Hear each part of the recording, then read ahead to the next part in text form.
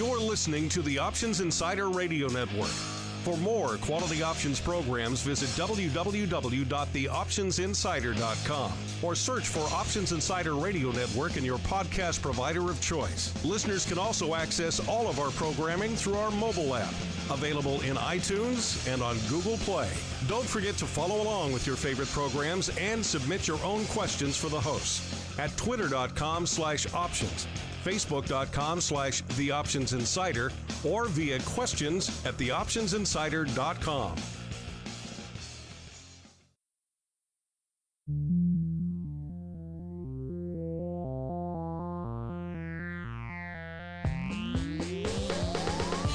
Join us now for the expert source for inside information on the options markets. It's time for Options Insider Radio with your host, Mark Longo.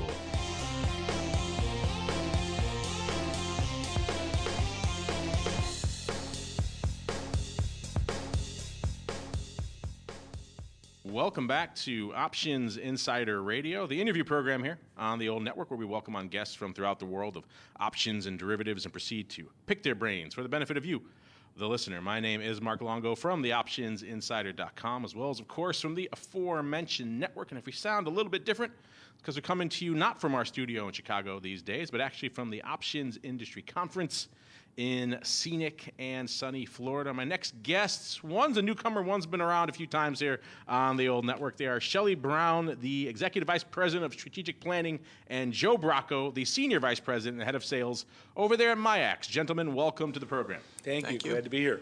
Well, Shelly, you've been on a few times, but Joe, this is your first appearance on the network, so why don't you go ahead and give our audience a little bit of an overview of your background in the space and how you found your way over there to MIAX. Yeah, sure. So I have been in the securities trading space since 1984. I was a bond trader over at Cantor Fitzgerald for about 22 years, and then went over to BATS, where I headed up sales for their equities and then eventually their options business. Did some work on the institutional sales side and built that business for them there, and then came over to MIAX in 2015. So it'll be about 3 years since I've been here heading the sales effort, and it's very cool to start back with a small startup again, and did it once at BATS, and we're going to replicate it here again. Yeah, you had that experience with BATS, and now you can enjoy the ride all over again over there at MIAX. Well, I'm glad to have you guys here because you guys are the bells of the ball at the conference. Everyone wants to talk about you. So it's about time you had a chance to talk about yourself.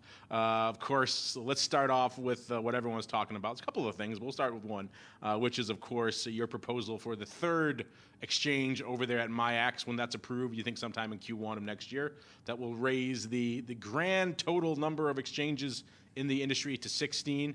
As you might imagine, the response has been mixed, I think is a charitable way to put it. Some people, obviously some exchange guys want to mute their criticism because they want to be able to launch their own more down the road too. Others are saying, it's a tax on the industry and it's fragmenting liquidity. Nothing I'm sure you haven't heard before. But that said, walk us through this. Why are you doing this? What does this bring into the marketplace?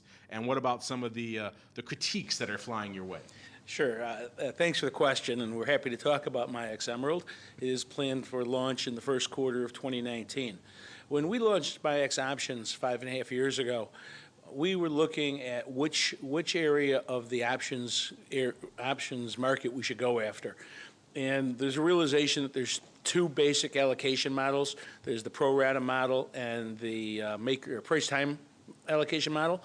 There's two fee models: the conventional fee model where pros generally pay, customers generally receive rebates. And then there's the maker-taker model where the passive liquidity is paid a rebate when there's a trade and the taker or the aggressor pays a take fee. The traditional exchange model was pro rata with conventional fees. That was the majority of the market model at the time we launched MIAX, so that's the market model we went after.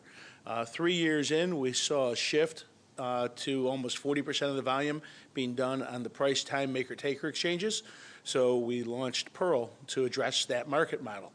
We have seen over the past year or two a migration of business to what I would call a hybrid model that uses a pro rata allocation model but uses maker-taker pricing. That market model is now up consistently to about 18% of the market. So we decided we wanted to address that portion of the market, and that's what Emerald will be. It'll be a pro rata allocation model. It'll use the MIAX options software with one major change, new order type, which is a post-only order, which is something that's often used in the maker-taker pricing model. So we're taking that from the Pearl Exchange, adding it to MIAX, and that will be Emerald. It'll have the maker-taker pricing and the pro rata allocation. Now, I understand, the business reasons you just laid out. It makes sense. But what about the people here at a conference where they say, maybe one more exchange here or there, the impact's kind of, de minimis. But in aggregate, over time, every exchange venue has been adding one more here, one more there, and one more here. And in fact, look at the conference this year. There's a huge focus on liquidity. I think you can probably draw a direct line between one and the other. So what do you say to people who are saying, we're just doing this to ourselves, we're adding more venues, we're fragmenting it more, and we're driving down, displayed liquidity as a result? Those are all fair comments. They're all somewhat parochial by each of those that bring them to the discussion. But our view is this. First off, when we launched Pearl in February of last year, we've now been live for 14 months. In our 12th month, we hit over 4% market share. We're now over 5% market share. So in a single year, Pearl has become relevant. The users want to use the product. And we believe we're going to have the same success in Emerald. The experience our members have on all of our exchanges is a different level of technology offering than has been available before we entered the market. We believe, and just through evidence from our members, we're the fastest U.S. options exchange, the most deterministic, we have the most throughput. So we bring something different to the marketplace. We bring technological innovation. We bring a different level of customer service. We bring a lot to the market. To those that say it adds additional costs, we are sensitive to that. We understand that. And in fact, we did make an effort to buy rather than build from scratch. That was not successful, obviously. We didn't want to necessarily bring a third market, but we felt we had to have a third market model in-house. And you look at some of our competitors, one of the competitors has 4 options exchanges, one has 6 options exchanges. And in fact, that one that has 6 options exchanges has 3 that operates this exact market model, pro rata allocation and maker-taker fees. What we do assure the industry is we're going to do everything we can to keep costs to a minimum. So if you have connectivity to the MIAX family already, you can use that same connectivity to connect to Emerald. If you've already written to our APIs, the API will be virtually identical in MIAX Emerald as to the API in MIAX Options. So there'll be minimal technical work. Another area that's been addressed by some firms is what does this do to the ORF? It's, again, a viable question. Each exchange is required by the SEC to have capital up front to fulfill their regulatory cost and show that the regulatory cost is covered going forward. The options industry, all exchanges, have used the ORF to cover those costs. When we listed MIAX Pearl, the added cost associated with the ORF, which was primarily due to a small increase in the regulatory staff, a small 10 to 20%, and we had to have a new contract with our regulator, which is FINRA. We will have the same type of change when we add Emerald. We have to add a new FINRA contract. We may have to add somebody to the reg team, but the ORF increase for the family when we added the second exchange was 20%, just under 20%. We went from 0.0045 ORF in MIAX and added a 0.001 ORF for Pearl. We expect, in order of magnitude, the added ORF cost for Emerald to be equal or less than what we had incurred for Pearl. So we're doing everything we can from that perspective to keep the costs down. In addition to that, Joe, you want to talk about the fixed fees in Pearl and what we plan to do in Emerald? Yeah, so when we started Pearl a little over a year ago, we waived all of our fixed fees, our non-transaction fees for the entire year. And then when we first introduced them back in March of this year, we did it in a very smart manner and made it relatively inexpensive compared to what we charge on MIAX. So, for example, it's probably multiples of 10 times the amount of money to have non-transaction fees on MIAX versus Pearl. And we fully intend to do the same thing with Emerald. It's interesting, and I agree with you that it is kind of somewhat interesting to hear people sitting here who have 4, 6 exchanges, criticizing you guys for launching a third. It is a little bit of a pot calling the kettle black in that respect. But, you bring up an interesting point. It's something I kind of addressed with a few other people who've come through here over the course of the conference, that it's kind of a regulatory impetus that is making you guys do this. I'm sure you would much rather have one entity that could do 3 different things rather than 3 entities that could do one thing each. And that's of course been a mandate, from the SEC that you can't really charge 2 prices for the same thing at one entity. Do you think maybe it's time to revisit that? I don't think anyone envisioned, let alone the SEC, when they had that mandate that it would profligate into what we see now, which is over a dozen exchanges. You said 6 entities at one, 3 of them doing the same thing. Some unintended consequences clearly playing out there. Maybe is it time, as an industry, maybe sit down with the regulators and say, maybe that would at least cut the number out there in half, if not more. Correct? Well, look at what it would really cut versus the reality of adding a new exchange. If we were to have a second market model inside of one of the existing exchanges, it doesn't change the cost for the market maker to display liquidity. He's still going to have multiple quotes exposed if he chooses to be on each exchange. It doesn't really reduce the network connectivity costs because you're still going to have the same amount of bandwidth whether I'm trading XYZ at 3 different models on one exchange or a single model on 3 different exchanges. There's still 3 different types of books and 3 different order books. So all those things they don't go away doing it in a model where you have multiple models in an individual exchange. You may save some regulatory costs, but I still say the incremental regulatory cost for adding a new exchange is relatively small, and the most of that is the FINRA cost, the cost of our regulator. So the connectivity, again, if you're a router and you have fixed connections to our exchange and you're using a 1 gigabit line, you're going to use that same line for all 3 exchanges. There's no additional cost there. There's not additional software development costs because of the same APIs. So that thought process, well, a lot of people talk about it, doesn't really save all the money that you think it would save versus having multiple SROs. It'll still be very similar, you're saying. Exactly. Yeah. That's an interesting point, and not one that we've heard, a lot here on the show. But you're right. At the end of the day, you still have to connect the different things. It doesn't really, it doesn't save you a lot. The competition matters, though. We've helped improve the industry. I want to say we changed the industry. We've changed it at some level. All the exchanges have gotten faster since we came to market because we're the fastest, and they want to compete with us in speed. All the exchanges have added additional risk controls. We added those risk controls initially. OCC asked all the exchanges to add additional risk controls to be similar. We're starting to add, we haven't talked about single list yet, but we're starting to add proprietary products. There's a competitive reason. It's good for the industry to have healthy competition. And that's what we believe we are. We believe we're helping the industry by adding healthy competition that's willing to innovate both in technology, customer service, risk controls, and ultimately new products. On that note of helping the industry, like I mentioned earlier, there is the big refrain at this conference is liquidity. In fact, we took a poll of our audience before we came down here, and we said, what should be top of mind for us when we go down to the OIC to talk to people, and about half of them said liquidity concerns should be our number one thing that we should talk about. So obviously that's probably a result of a lot of things, including the fragmentation we talked about earlier. What do you think we could do right now as an industry to try to help, bolster that liquidity? We see the data here, 20 names do about half the business on any given day. How can we reverse that trend, get it up a little bit higher, get more names and strikes out there playing as opposed to just your Facebooks and your Googles and your Apples and your SPYs?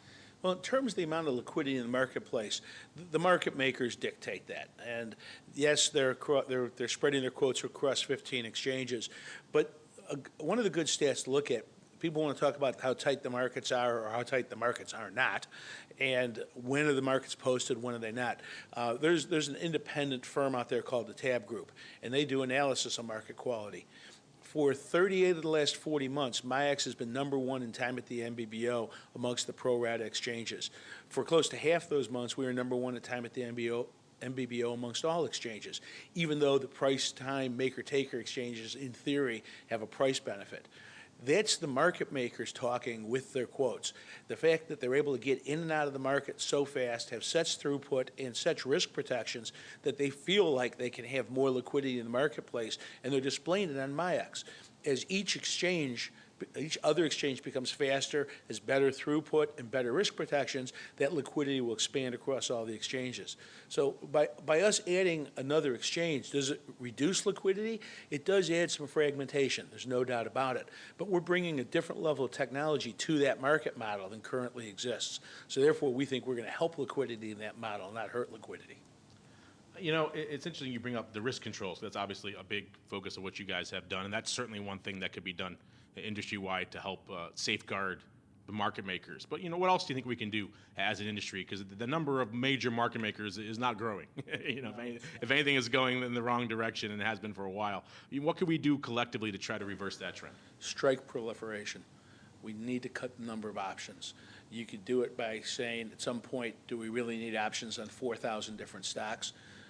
Should some of those bottom tier stocks that trade less than X number of contracts a day or a month, should they no longer be listed? Something we can talk about. The exchanges can't talk about that. That's a competitive issue. Number of strikes. We now see a huge chunk of the volume being done in the weekly options. There are too many strikes in the weekly options. We go too far away from the money when we list these options. And I think from an exchange perspective, we can't work together on this. But if we could get a single entity working on behalf of the industry and all the exchanges, such as the Options Clearing Corporation, to establish reasonable guidelines or actually do the listings. In a given stock, we're only going to list options up and down 20% or 15% or 10% because there's only 5 weeks to expiration. If you look at the monthly that moves into the weeklies, comes inside of the 6-week cycle, that option has lived for 9 months. So it's going to have a much broader range of strikes because you've experienced 8 or 9 months of volatility.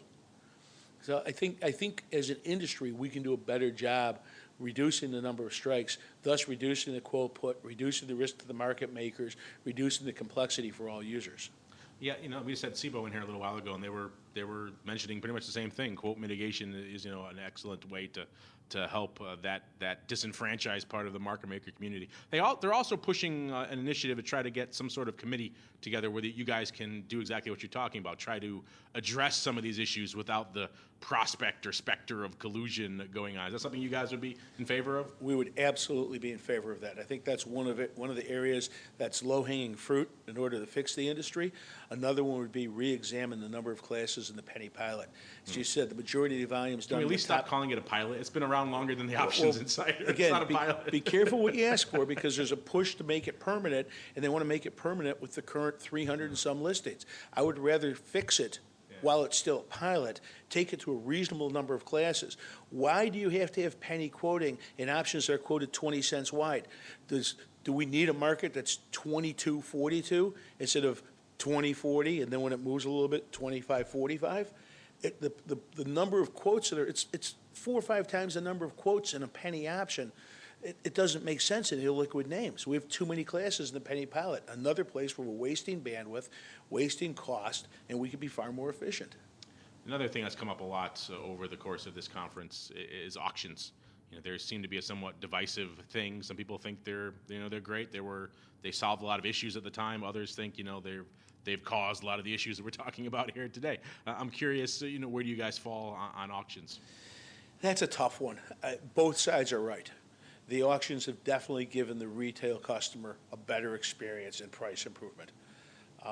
Should we even have auctions in stocks in the penny pilot and options under $3 where you can already quote in pennies?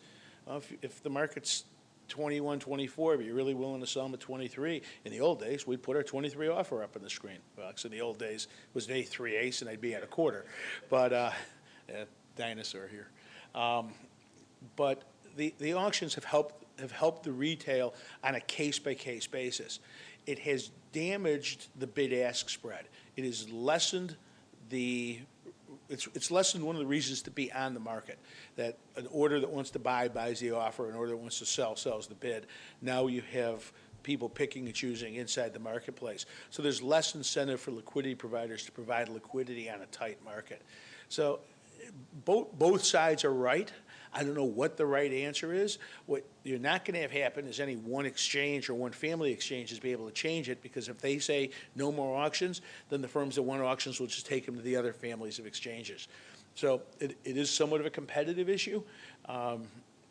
I don't know what the right answer is. I agree that the auctions have taken liquidity out of the market, but I have not been able to find a study that was able to measure is the benefit to the market through the price improvement adequately offset the deficit of the wider quotes and the less liquidity on the market. Yeah, the people from STA in here this morning, I think they referred to auctions as the sharpest double-edged sword in the financial markets, and I think that's an apt description, because they definitely do cut both ways.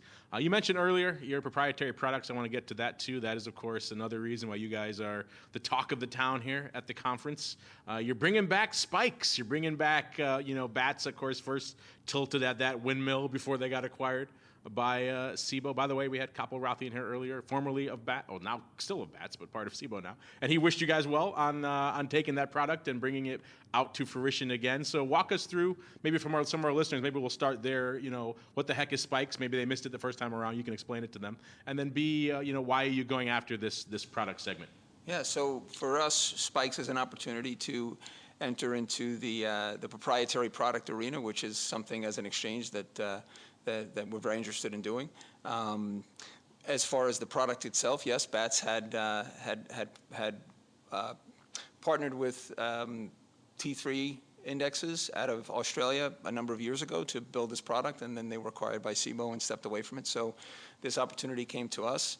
What it is, it's a volatility index that's based on the SPY ETF versus the SPX. So it's a more liquid, more tradable product than SPX. And there's some mechanics to it that I'll let Shelly go through that kind of smooth out some of the gyrations that you see, especially if you know what happened in February. And if you look, we actually have a very cool chart that we can't show over the show. But shows how stable the spikes was in the time of volatility in February versus where the VIX was. Yeah, the spikes product, as Joe said, is priced off the options and the spiders, as opposed to the competing product, which is priced off the SPX options. Some of the advantages inherent in that are, one, SPY is multiply listed. SPY options are traded on currently all 15 exchanges, soon to be 16. Then the SPYs trade in pennies as opposed to SPX, which trades in nickels and dimes. But more important than the fact that it's pennies versus nickels and dimes, SPX is 10 times the size of spiders. However, if you look at the 30-day at-the-money straddle at any given time outside of February 5th, in normal markets, the at-the-money call and put in the 30-day SPY is generally 1 to 2, occasionally 3 cents wide for each at-the-money option, so the straddle's anywhere from 2 to 6 cents wide. Equate that to SPX, you would expect a 20 to 60 cent wide straddle. The reality is those options in SPX tend to be 60 cents to $1 wide each one, so the straddle is $1.20 to $2. So it's effectively 4 or 5 times wider. So there's more liquidity in SPY, you get more accurate pricing. But the methodology used to determine what we call the reference price for each option for the cash index, VIX uses the midpoint of the bid-ask spread. Spike uses the last trade price, unless the NBBO bid is higher than the last trade, in which case we'd use the bid, or if the offer is lower than the last trade, we use the offer. We believe it's far more indicative of true value for each individual option relative to the bid-ask spread. The other issue that comes from using the midpoint of the bid-ask spread is in volatile markets, when markets go wide. So, for example, in February, when markets did go wide, market makers went $5 wide or wider in their quotes, every option worth under $2.50 in SPX was quoted no bid at $5. Every one of those had a reference price effectively of $2.50. Didn't matter if it was a little bit out of the money or way out of the money. Whereas in using our methodology with spikes, using last trades, it's more indicative of where value really is. Additional benefits of spike versus VIX. VIX truncates stops using options after the second option at zero bid. Well, you can, again, if the market's no bid $5 for a whole string of out-of-the-money options, you're going to truncate early. Whereas in Spike, the truncation occurs after 2 consecutive options with a reference price of a nickel or lower. So it's not using zero, it's not using the midpoint. It's a better way of looking at the marketplace. So those are the big differences in the cash value. In addition to that, the firms out there using the disseminated value of the underline, they may not realize it, but VIX is disseminated once every 15 seconds. So you're almost always using a late quote to price. Whereas we're publishing Spike now, as of last week, we publish and we recalculate and publish every 100 milliseconds. It's a far more accurate, based on time, far more accurate model.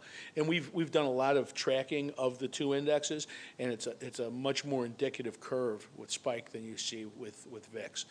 The other point I want to make, there's obviously been some negative publicity about VIX, especially since February. The CBOE and Chris Kincannon specifically put out a letter to their members and the public last week explaining why that difference occurred on one particular expiration. We agree 100% with everything Chris said in that. The product is not, from what it looks like from us, and again, we're the outside looking in, but the process of doing a basket of options to replicate an expiring futures position, whether it's real or synthetic, is a legitimate practice in the marketplace. We see it happen in cash-settled equity indexes, where we used to, in the old days in OEX, we would sometimes see the OEX, the S&P 100, move 5, 6, 7 points on the close because of imbalances of somebody wanting to unwind the basket. If somebody has a legitimate option basket to do and is using the market on open orders, that's a legitimate trading strategy that's not necessarily manipulative. But, as Chris said, they could use a better auction mechanism and be more electronic. And they're moving to a more electronic marketplace. I give them 100% credit for that. They're going to work on their opening. The advantage with Spikes, we don't have those issues to start with. First off, we're working with a much more liquid underlying product. The SPY options are so liquid and so tight. And when we open those options on our exchange, it's going to be a very open and transparent opening. Anybody who wants to take our data feeds can see all the orders in the book. They can see the imbalances. They can respond to them. Everything's open and transparent. And we have the advantage of those firms that are trading in all 15 markets know where the NBBO is. They know where all the other markets are trading.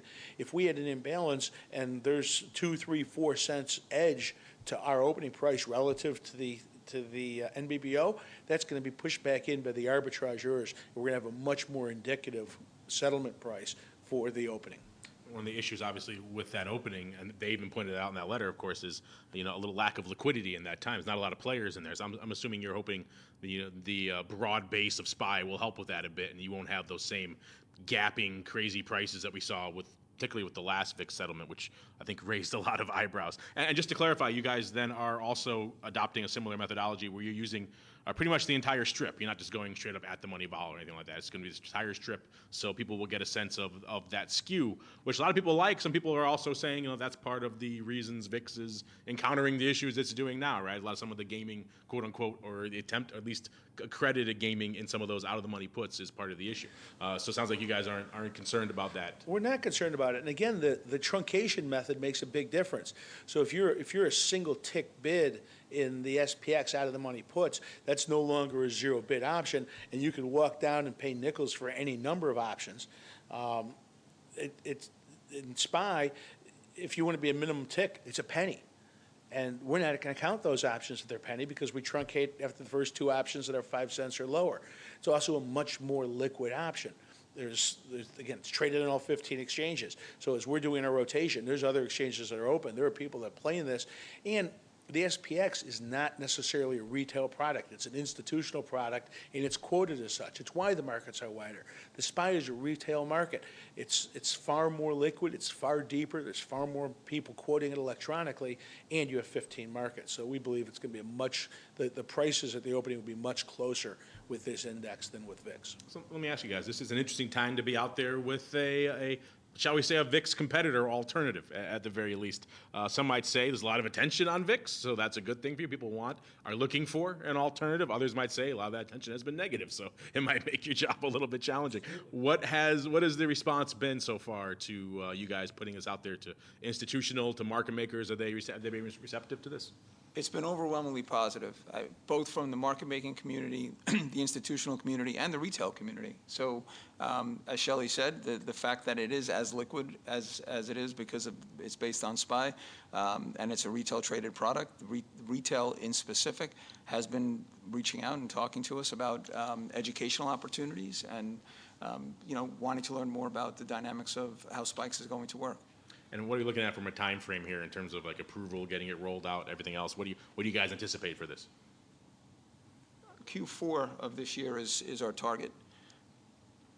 So if we can start trading SPY, or I should say spikes, relative. I do like your spelling, by the way. It looks like a little bit more sensible spelling than the last time when it was SPY 9 or whatever they were trying to do. Well, guys, this has been a fascinating conversation. Like I said, you guys at MIAX have really been top of mind for a lot of people here at the conference. But before we go, if there's anything we didn't get a chance to cover, or perhaps you want to leave our listeners with a little bit of a hint, a little bit of a tease of what's coming on the pike from you guys. You already have done a lot of that, but if you want to leave a little more, now is the time. The floor is yours. Well, certainly like to explain the complex order offering. When we met last year, we had a lot of functionality in the works for complex orders. We've rolled out our derived order functionality. We've rolled out what we call our C-Prime, our complex order crossing functionality. Complex orders tied to stock will be rolled out in July. That completes our suite for complex orders. The performance keeps getting better in the system. The members seem to love it. They've given us, several of the members have given us very positive feedback regarding the third exchange, bringing our technology into that market model. And with regards to the market makers and the firms with Spike, they're looking forward to having the volatility product traded and quoted on our technology because of the speed, the very low latency, the determinism, and they're looking forward to the opportunity to trade spreads electronically. They won't drop into a manual market like they do today in the competing product. And it's just far more automated and far more transparent and easier for them when they're dealing with their customers. Yeah, like I said, we talk a lot of VIX on the network, but selfishly, I wouldn't mind if I had something else to talk about every now and then as well. So I'm looking forward to seeing all of this come into the marketplace in the coming months. Thank you for having us. This has been great. Thank you. Great, thank you.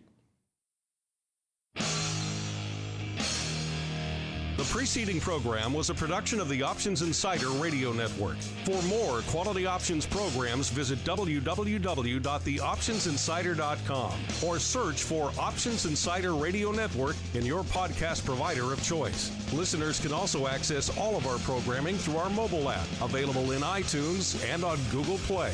Don't forget to follow along with your favorite programs and submit your own questions for the hosts at twitter.com/options, facebook.com/theoptionsinsider, or via questions@theoptionsinsider.com.